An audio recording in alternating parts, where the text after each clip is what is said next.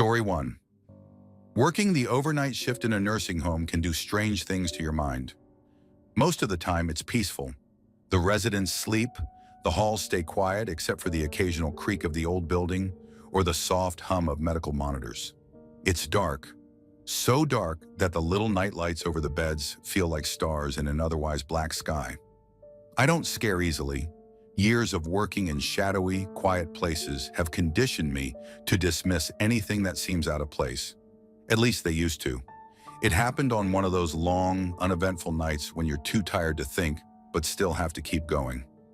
I had a tiny patient in my care, probably no more than 80 pounds soaking wet, her frame curled up in a perpetual fetal position due to contractures. She never spoke, never moved much on her own.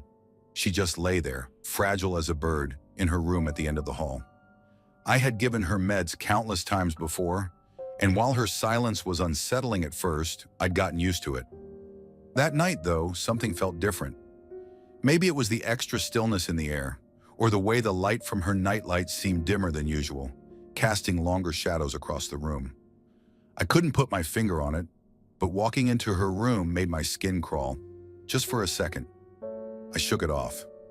You can't let your imagination take over in a job like this, or you'll never get through a shift. When I walked in, she was facing the wall, her tiny body curled into herself as always. The faint yellow glow of the nightlight barely illuminated her outline. "Hey," I said softly, more to announce my presence than anything else. No response, of course.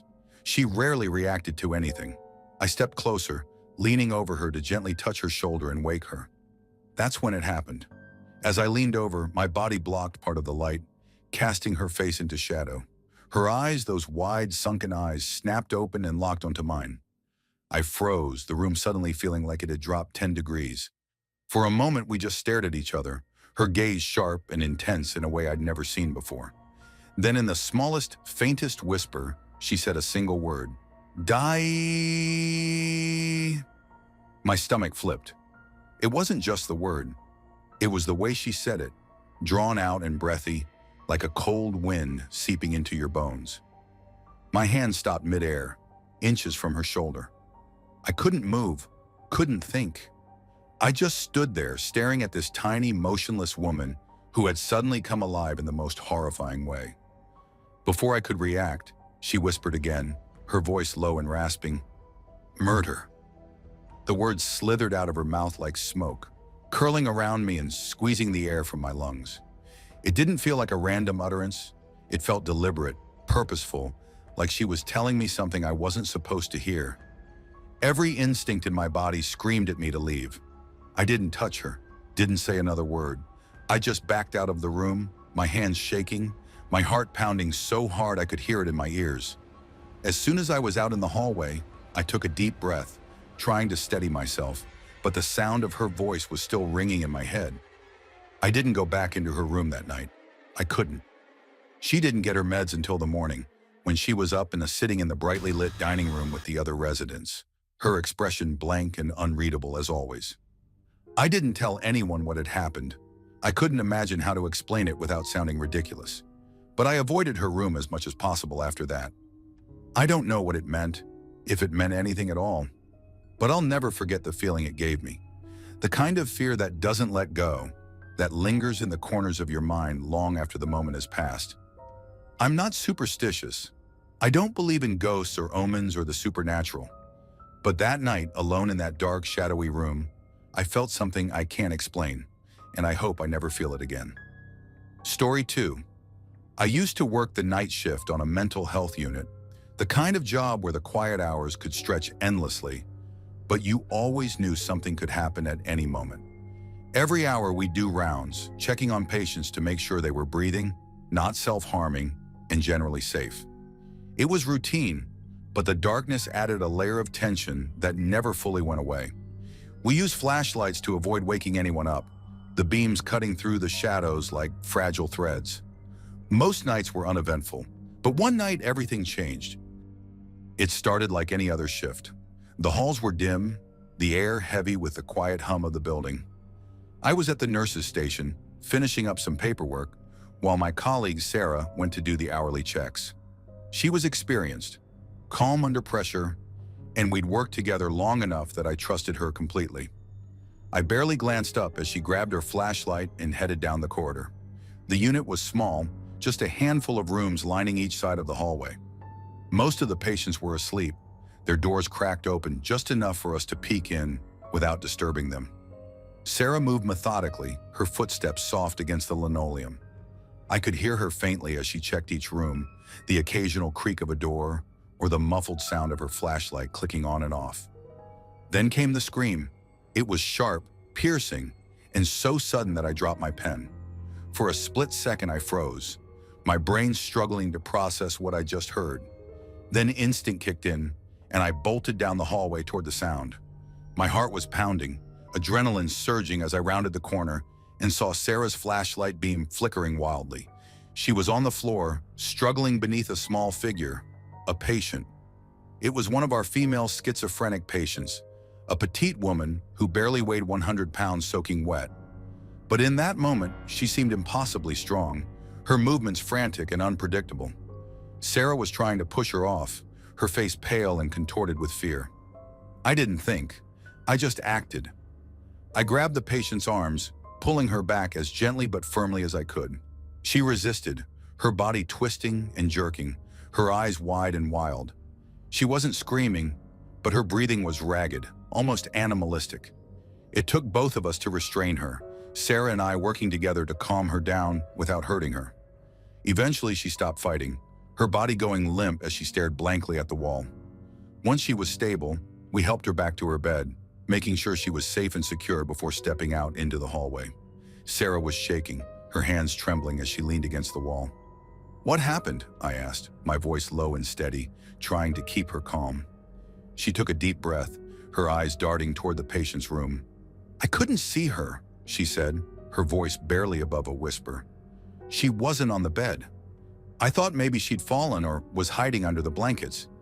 But when I shined the flashlight, she was against the wall. And then she just charged at me."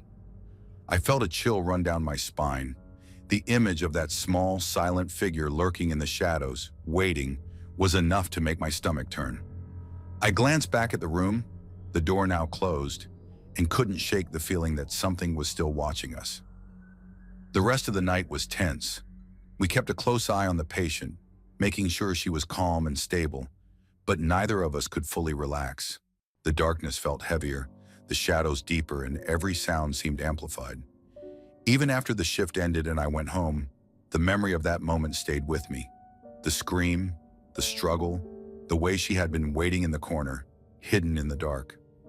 I've worked plenty of night shifts since then, but that night stands out as one of the most unsettling experiences of my career. It wasn't just the attack, it was the way the darkness seemed to come alive, the way the routine of our rounds suddenly turned into something unpredictable and terrifying.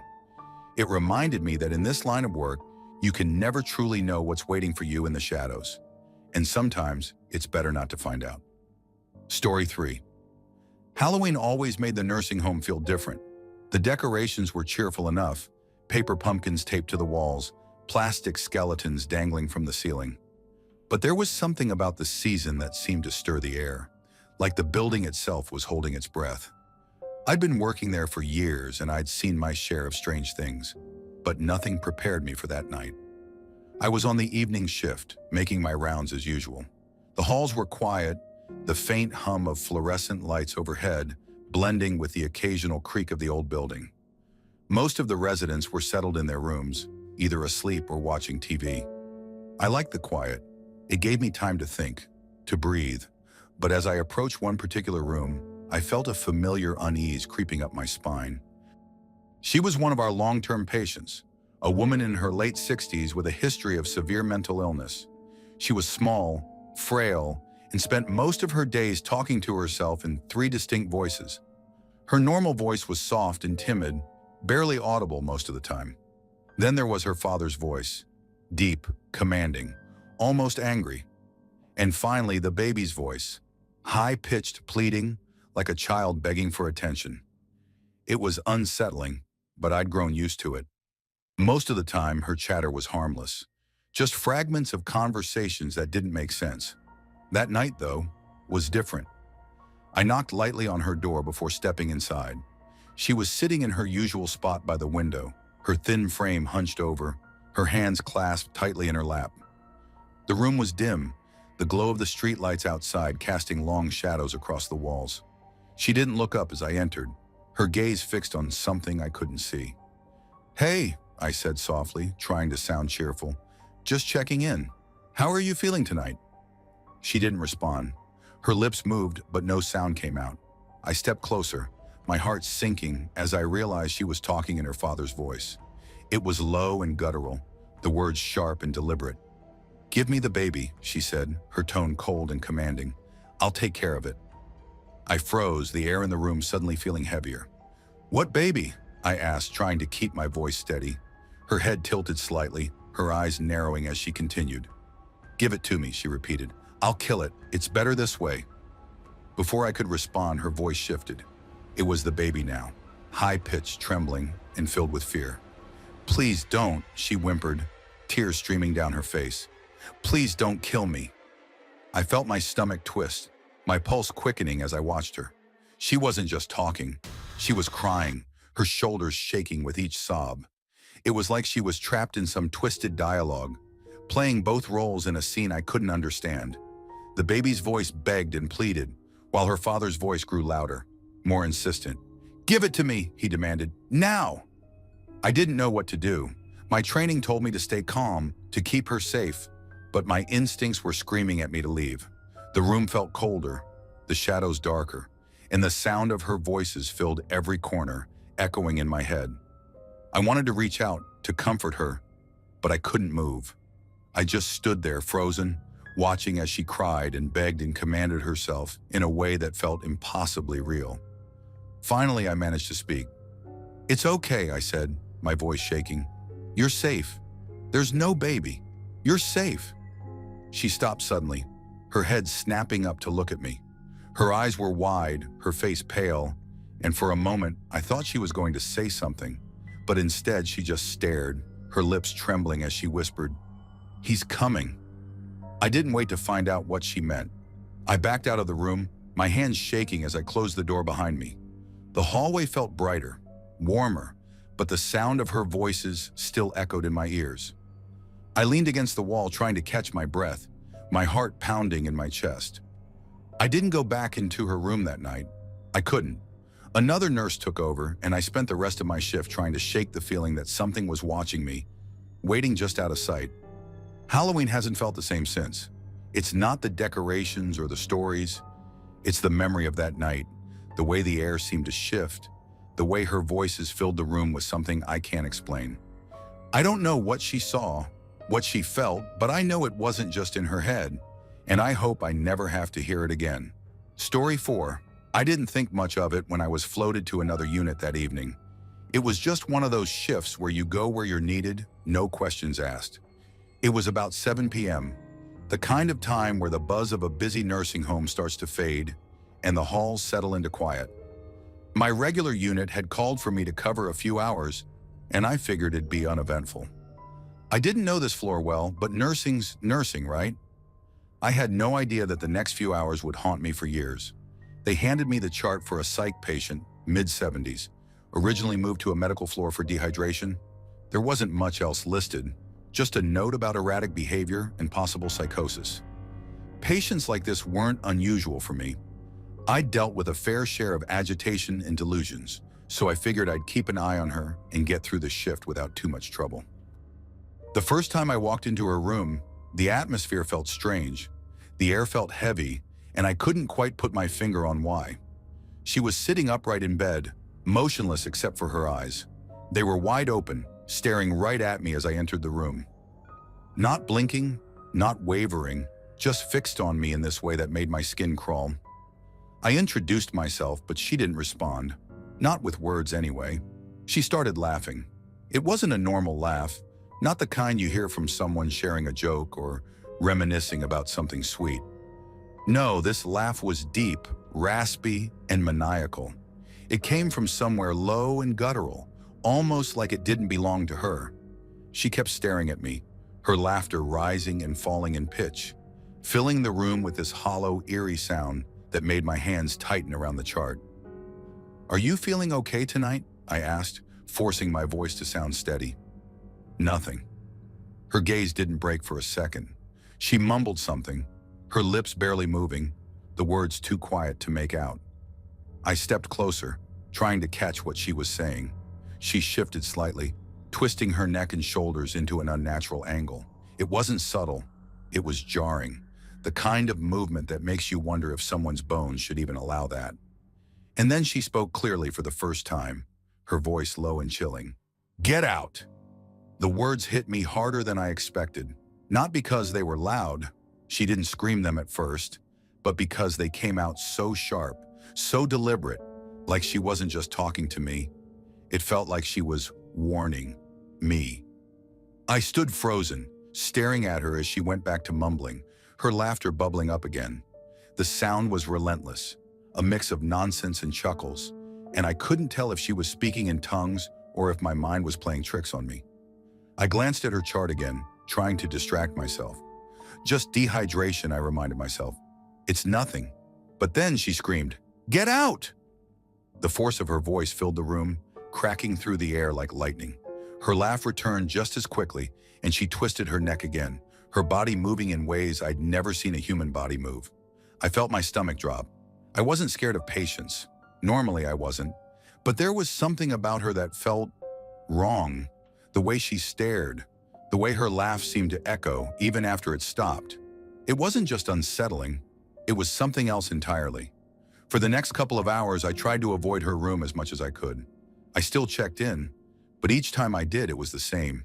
The wide eyes, the raspy laugh, the dark muttering that felt like it was crawling across the walls. Every time I walked in, her gaze locked onto me instantly, tracking my every movement, never blinking.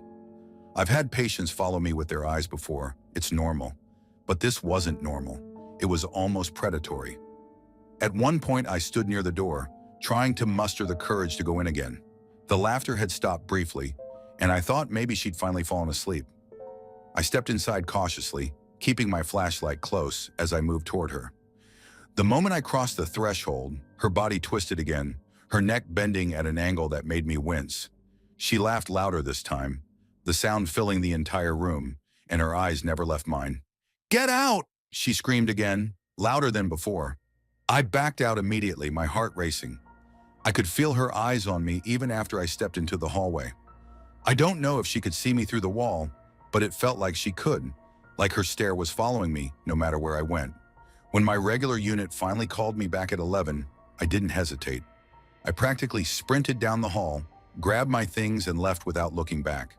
The weight of the air around her room lifted as soon as I turned the corner, but the memory of her wide eyes, her twisted neck, and that cackling laugh stayed with me for weeks. I don't know what was wrong with her, whether it was psychosis or something deeper, but I can't shake the feeling that there was more going on than dehydration. Something about her felt unnatural, like she wasn't just sick, like she was possessed. I haven't floated to that unit since, and frankly, I hope I never have to. That night reminded me that some things, even in the world of medicine, don't have an easy explanation. And when someone tells you to get out, sometimes it's best to listen. Story 5. I don't talk about this much, not because I'm afraid people won't believe me. Most wouldn't, and I've made peace with that, but because it still messes with my head when I think about it too long. I'm from Nottingham, East Midlands. I used to work nights at a care home on the outskirts of the city. Quiet place, old Victorian building turned residential unit. We looked after adults with long-term psychiatric conditions, people who couldn't live independently, but didn't belong in a hospital either. I was a support worker, not a nurse, but we worked under nurses and had a lot of the same responsibilities at night. It was just me and one nurse on duty after 10 p.m. No security, no cleaner, nothing else. Just us and 24 residents, spread across 2 floors. There was one resident, Daniil. He was only 25, way younger than everyone else there, born in Kazakhstan in '89. That matters because he was 2 when the Soviet Union collapsed. He'd grown up in one of those nightmare orphanages you hear about in documentaries. Starved, beaten, experimented on. When he got adopted by a British couple in the late 90s, his mind was already mangled. Daniil had all sorts of issues: paranoia, PTSD, night terrors. During the day, he was quiet, polite even, read books, drank tea with too much sugar. But at night, one night last winter, I was on the late shift. It was cold. Place always felt colder than it should have, like the walls breathed in the heat. Around 3 a.m., I was at the nurse's desk catching up on paperwork. All the lights were dimmed, corridors stretching out ahead of me like a tunnel. I had that heavy tiredness, the kind that makes your eyes sting. Then I felt it, like someone watching me. You know that feeling, the pressure at the back of your neck? I looked up. He was standing at the far end of the corridor. Daniil, just standing there, not moving, in the shadows. His eyes locked on me. I gave him the usual. "You all right, Daniil? Can't sleep?" He didn't reply, just kept staring. Sometimes he did this, stood there silently for minutes, then turned and walked back to his room. So I figured it was one of those nights. I went back to writing, but something felt off. It's hard to explain, but it was like the air changed, got thicker, and I could hear something, a faint scratching, not from Daniil, but from further down the hallway, past where he was, like fingernails dragging against stone. I looked up again. He was closer now, still just standing, dead still, hands at his sides. His mouth was hanging open a little, not wide, just enough to look wrong. His eyes were bulging, like he wasn't blinking. "Daniil," I said again, firmer this time. "Go back to your room." He didn't move, and then he started whispering. I couldn't hear the words at first. It was like he was speaking in another language, Kazakh maybe, or Russian. The words were coming out fast and frantic, like a chant. I stood up, heart going fast now. I was about to walk towards him when he jerked, like something yanked him sideways. His whole body snapped left, and he disappeared around the corner at the end of the corridor. I ran after him. I wish I hadn't. When I turned the corner, he wasn't there. The hallway was empty. All the room doors were shut, even his. I stood there frozen. Then I heard it, the whispering again, but this time it was behind me. I turned, no one. Then it came again, this time louder, right next to my ear. A whisper in that same language, fast, garbled, like static filtered through a human throat. I bolted, ran back to the desk and called the nurse on the upstairs floor, told her to come down now. We did a room check together. Daniil was in bed, fast asleep, or at least pretending.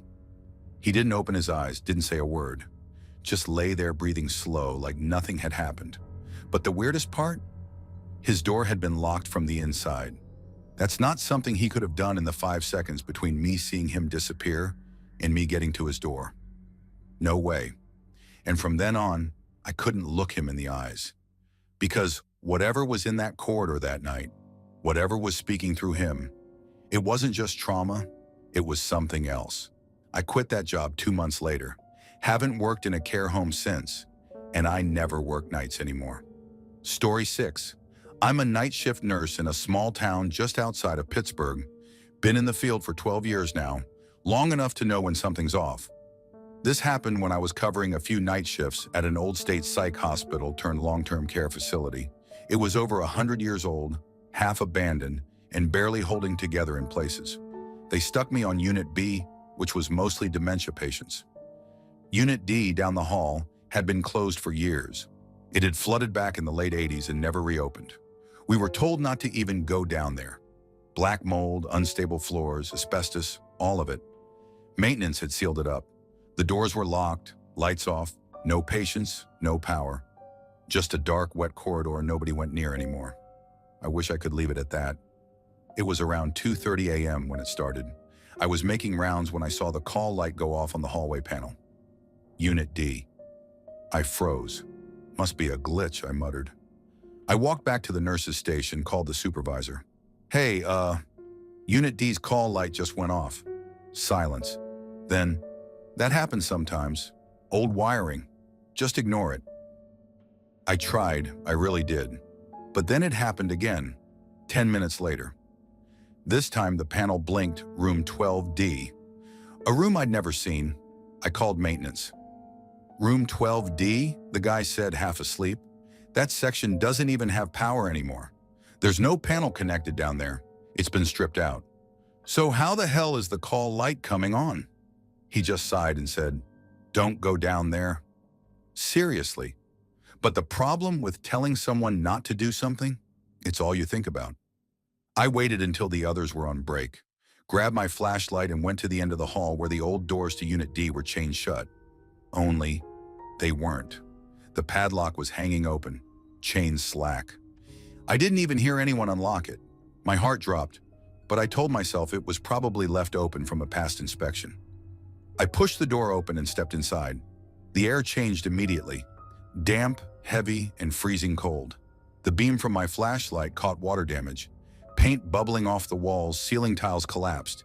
But the weirdest part? The silence. Not the quiet kind, the dead kind. No hum of electricity, no creaking pipes, just stillness. I followed the hallway, each step sounding way too loud. My shoes squelched on the damp floor. I counted doors. 8, 9, 10. Then I saw it. Room 12-D. The door was half open. I didn't want to look. Every part of me screamed to turn around, but I moved forward, like something was pulling me. I stepped inside. The flashlight flickered. The room was empty, just a rusted bed frame, peeling wallpaper, and a smashed call light above the headboard. Completely dead. I backed up. Okay, nothing here. Time to leave. Then I heard it. Click. The call light above the bed lit up. Green, bright, alive. I gasped so hard I choked. The cord was swinging like it had just been yanked. That shouldn't be possible. That call system hadn't worked in decades. There wasn't even power in this part of the building. I turned and sprinted out the room, flashlight jerking wildly across the walls. I made it halfway down the hallway when I heard something behind me. Not footsteps, wheels, like a wheelchair dragging behind me. Slow, uneven. I didn't look back. I couldn't. I ran harder. I burst through the doors to Unit B and slammed them shut behind me. Locked the chain, pulled the padlock tight until my hands bled from the cold metal. Back at the station, I was shaking so bad I couldn't hold a pen. The other nurse saw me and asked what happened. I told her everything. She just stared. Then she said, 12D? That room belonged to a patient named Meredith. Used to pull the call light all night. Died in her sleep during a flood in '89. They never recovered her body. Water filled the ward so fast they think she drowned strapped to the bed. I didn't respond. I couldn't. The call light went off again. Unit D, room 12-D. No one was on that floor. Let me be clear. I've seen dementia patients talk to walls. I've heard death rattles. I've even watched people die with their eyes open. But I have never seen a dead wing of a hospital come alive like that. Story 7. I'm Alana, and I live in Chinle, Arizona. Been a CNA for 11 years, mostly in nursing homes on the reservation. If you've worked long enough in elder care, you know some patients get under your skin. But this one made my skin crawl. Her name was Mrs. DeWitt, white woman in her late 80s. No family. Transferred in from some hospital in Phoenix. She had that kind of voice that made you flinch before she even finished a word. Raspy, mean, too loud even when she whispered. Most residents here are Navajo, and there's a quiet way about them, even when they're dying. Mrs. DeWitt was the opposite. She'd scream for no reason, curse at anyone who got near her, spit in your face. She once slapped me hard across the mouth while I was trying to adjust her pillow. Just a bad soul. You couldn't convince me otherwise. I work the night shift, 10 p.m. to 6 a.m. Those hours feel different, especially out here in Chinle, where the silence feels thicker. I never minded the quiet, until that night. It was mid-December, cold enough that the windows sweated from inside. Everything was routine. We had 5 staff that night. At about 12:30 a.m., I was doing rounds when Angie, another CNA, pulled me aside near the med cart. "You hear what happened in B Wing?" she whispered. "No," I said, grabbing my chart. "What?" "Mrs. Sam said she saw the devil." I actually laughed, thought she was joking. Come on. No, for real. She was shaking. Said he stood at the foot of her bed. Tall, black eyes, no skin. Mrs. Sam is this tiny, sweet old lady who still makes jewelry and sings when she walks. Not the type to make up stories. That shut me up. We kept it moving. An hour later, in a completely different unit, an aide named Jordan radioed for assistance. I went over. Resident in Unit C, Mr. Yazzie, had fallen out of bed. He was panicking, kept pointing at the corner of the room and yelling in Navajo, Chi-Edi! I froze. Chi-Edi means ghost, or something worse. Evil spirit. Navajo don't even like to say the word. Jordan and I helped him up, calmed him down. He wouldn't stop trembling, kept repeating that it was standing there, watching him. At this point, I was getting uneasy. Two people in two different wings seeing something at almost the same time, and both terrified. We didn't connect the dots until 6 a.m. during report. Nurse Janie was finishing notes when she casually mentioned that Mrs. Gray Eyes from Unit A had also reported seeing something, midnight sharp. She said it was the devil, Janie said, half laughing. He was crouched in her closet. 3 residents, all within 10 minutes of each other. None of them interacted. Different units, different wings, and every single one said they saw the devil. Nobody said it out loud, but we all looked at each other, and we all thought the same thing. Mrs. DeWitt, she died that night, around midnight. We didn't even find her until around 2:45 a.m. Her door had been closed, and she wasn't a fall risk, so no one checked until her schedule changed. I was the one who found her. I walked in and immediately knew something was off. The room was ice cold, like walk-in freezer cold. I checked the thermostat set to 74, but my breath fogged in the air. She was lying in bed, eyes wide open, mouth open too, like she'd died mid-scream. Her body was stiff already, hands clenched into fists so tight the knuckles had gone white. But that wasn't the worst part. The sheets were soaked in something black, not blood, thicker, like oil, and it stank. I can't describe it, but it burned in the back of my throat, like chemicals and rot and something else I can't name. I've smelled death before. This was different, wrong. We called the nurse in, and when she pulled back the sheet, we saw scratches on Mrs. DeWitt's chest, deep, long claw marks, 4 of them. No blood, just open, dried, almost branded into her skin. None of us moved for a full minute, just stared. Then the call light lit up. Room 14, Mrs. Sam's room. I went, heart in my throat. She was sitting up, shaking, hands clutched over her blanket. When she saw me, her eyes got wider. She said his name, she whispered. I stepped closer. Who? The old woman, she said. I heard her, in my dream. She said his name, and he came. What name? I asked. She just shook her head. He followed her here. He was waiting. That's when I saw her window. The frost had gathered on the inside of the glass, thick enough to fog the view. But through it, I could see a shape, tall, still, standing just outside the window, not moving. I blinked. It was gone. Transferred out and started working private care the next day. I don't care what anyone says. That woman brought something with her, and the night she died, it came to collect. Story 8. I work night shift at a long-term care facility in Western Pennsylvania. It's not exactly a nursing home, more of a psych med transitional unit. We get everything from dementia patients to people detoxing or coming down from psychotic episodes. I'm not a nurse, just a tech. Been here for 3 years. Nights are usually quiet, but quiet doesn't always mean peaceful. Sometimes quiet means wrong. It was late October, around 2:30 in the morning. I was doing my usual rounds near the isolation rooms at the far end of the east hallway. We only use those rooms for high-risk psych patients. They're small, just a bed, a bolted-down chair, and a TV behind thick safety glass. The rooms are completely sealed with cameras in the corners, and these tall, narrow hallway-facing windows. The blinds inside those windows are built into the glass and controlled by a small magnetic dial from our side. If someone inside hits the glass hard enough, the blinds will sometimes twitch open a bit on their own. Room 217 was occupied that night. The patient was a woman named Gloria, 60-something. She'd been brought in on an involuntary psych hold from the ER for self-harm and paranoid delusions. Her chart listed schizoaffective disorder, but she hadn't spoken a word since arriving. She'd just been sitting in the far corner of the room for hours, staring into nothing, didn't eat, didn't respond, just rocked slowly and kept her hands tight on her knees. I walked by to do a routine check when I heard a solid thud. I stopped. It had come from her room.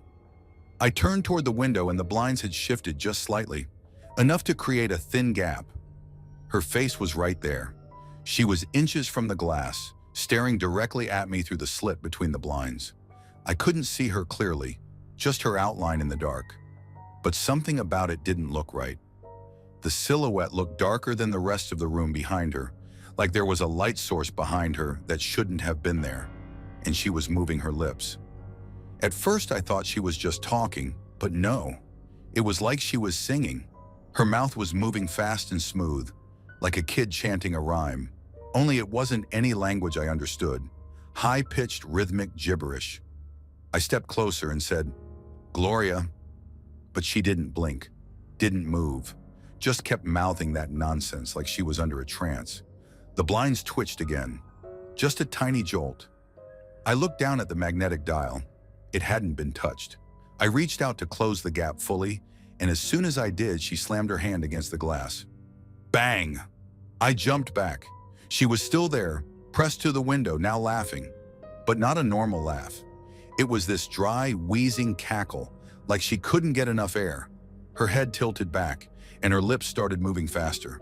Her voice went higher, like she was imitating a child's voice, and then distorting it into something not human. It kept getting louder, but the sound seemed to come from everywhere. Like it wasn't just her voice. Like it was inside my ears. Then the lights in her room flickered. I know how that sounds. Could be faulty wiring, right?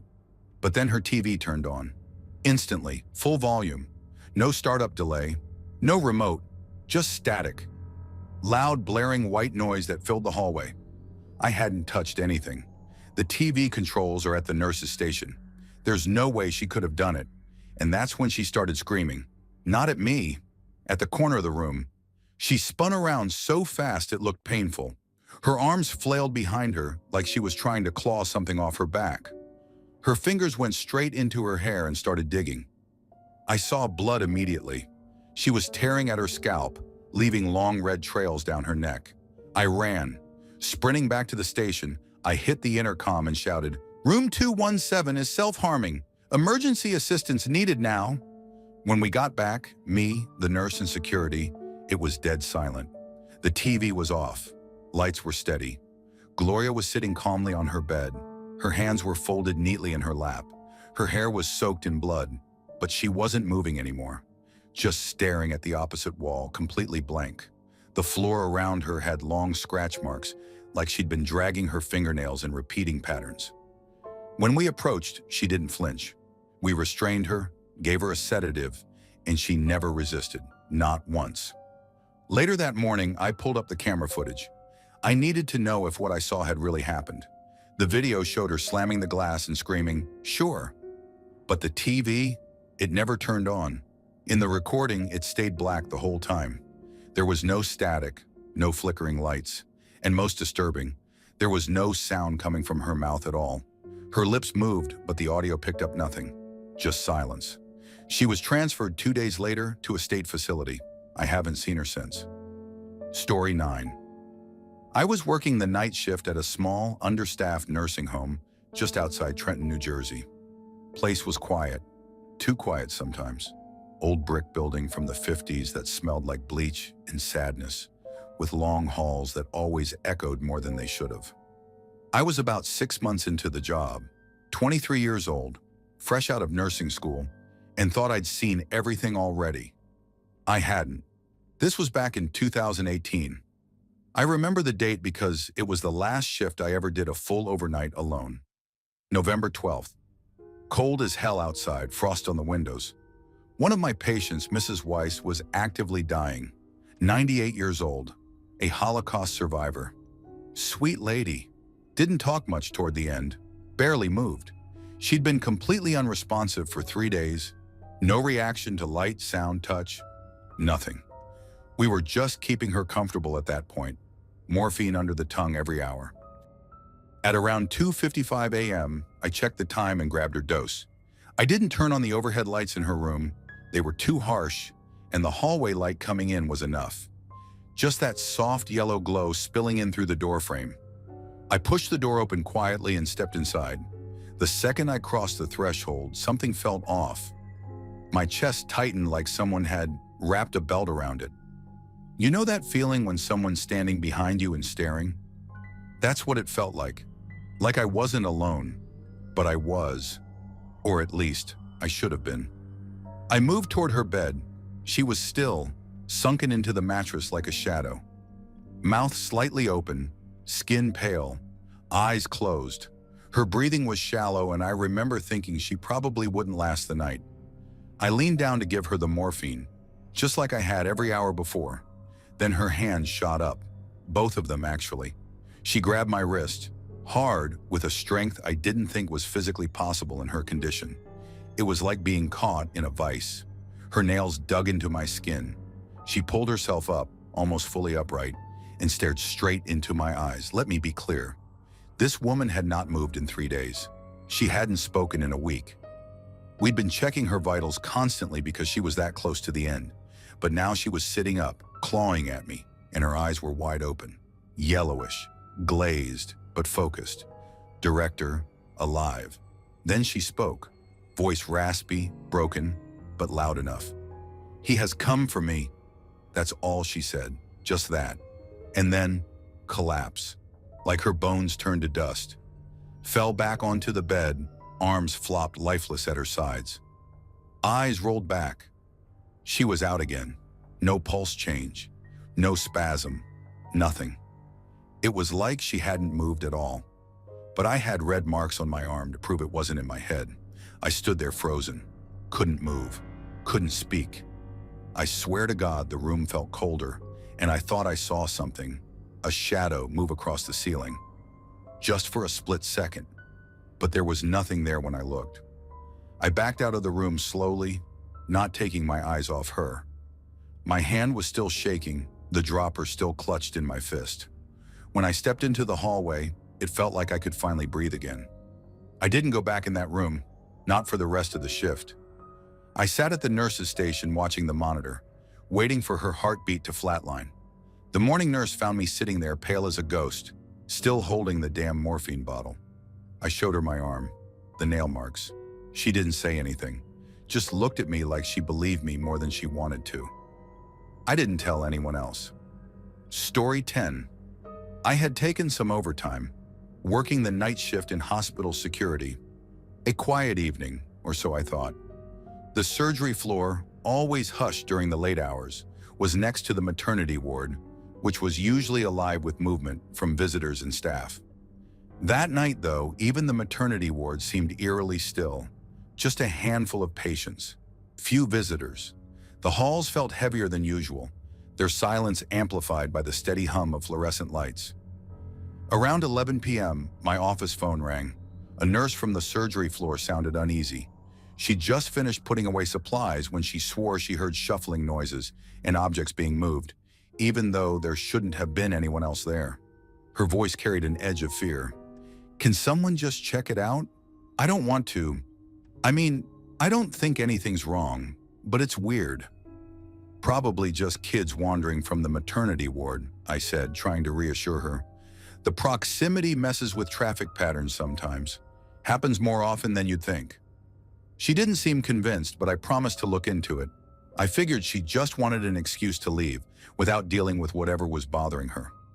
Since the surgery floor was quiet and deserted, I decided to start by reviewing the cameras, a feature we relied on more heavily during these low-traffic nights. The system could flag motion and highlight the time frame for easy review. If someone was wandering the halls, it wouldn't take long to spot them. The maternity ward cameras were mostly still, aside from a nurse's occasional rounds.